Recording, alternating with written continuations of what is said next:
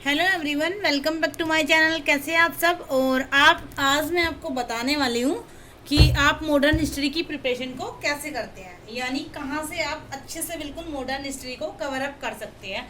तो बात करेंगे प्री एंड मेंस दोनों एग्जाम की। तो सबसे पहले प्री की बात करते हैं।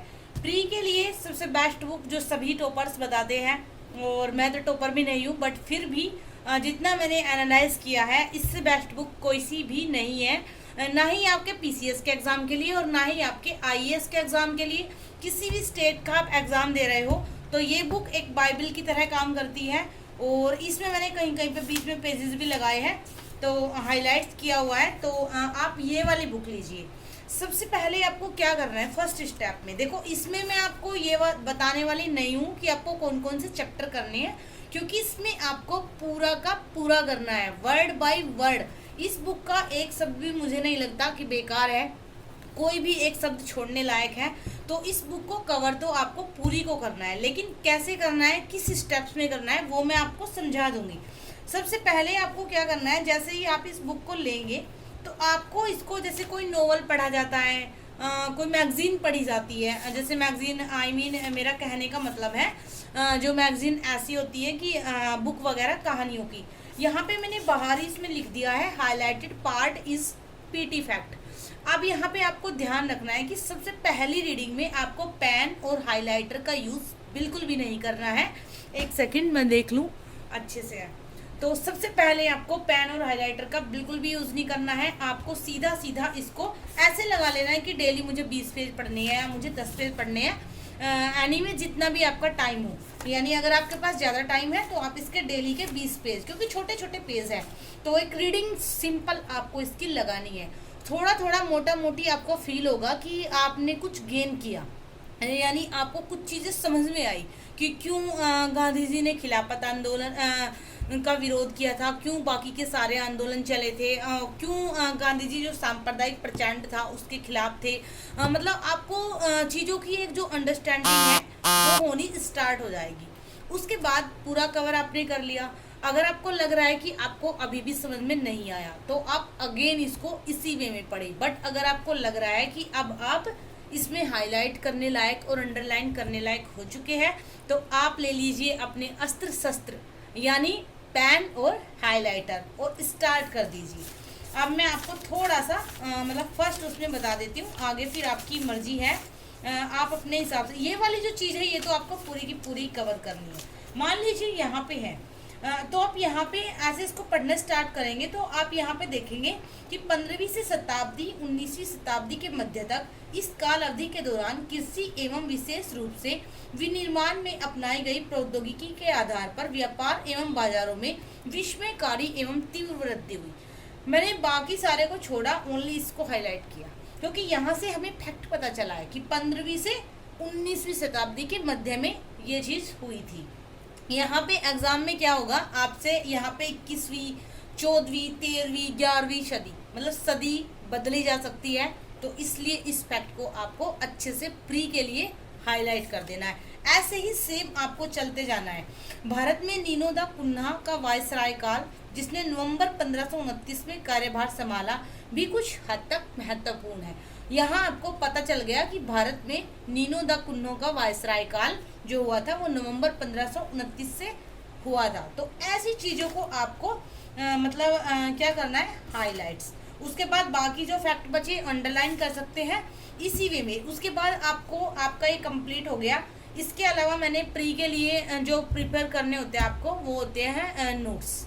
वो आप किसी भी यूट्यूब चैनल से देख के बना सकते हैं, खुद से बना सकते हैं, इससे वो आपकी खुद की मर्जी है। वो चीज़ मैं यहाँ पे नहीं बता सकती, क्योंकि वो नोट्स में अपने ओनली जो ग्रुप के बच्चे हैं उनके लिए अवेलेबल होते हैं, तो इसलिए मैंने नोट्स को यहाँ पे शो नहीं कराया है। तो नोट्स प्री के लिए जो है स्पेसिफिक वो अलग है।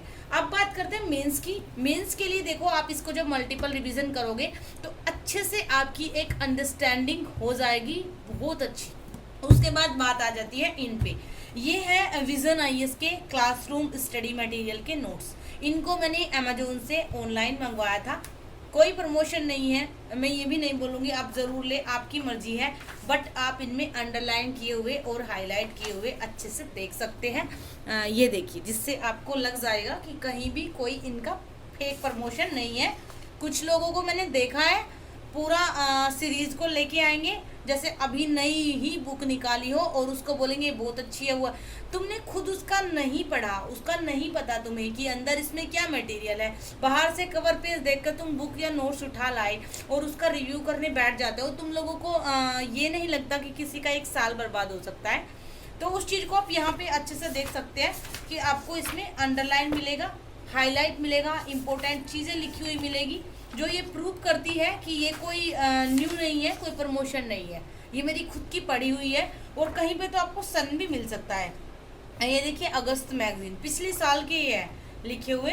तो इसमें मैं आपको बताऊं, इसमें मुझे सबसे अच्छी चीज़ क्या लगी, यहाँ पे ये वाले जो नोट्स है ये आपका मेंस की प्रिपरेशन कराते हैं, प्री की प्रिपरेशन इनमें से नहीं होती है। मेंस का कैसे कराते हैं, ये हर काल का, जैसे कोई भी काल है, यानी कि जैसे ब्रिटिश राज है, तो उसका एक सीक्वेंस में चीज़ों को देके रखते हैं। फॉर एग्जांपल, जैसे यहाँ पे इन्होंने मुस्लिम लीग के बारे में दिया, तो ये मुस्लिम लीग के उद्देश्य है, उसकी चुनौतियाँ, उसका विकास, उसका अधिवेशन, सारा एक ही जगह पे एक ही नोट्स में कंपाइल कर देते हैं।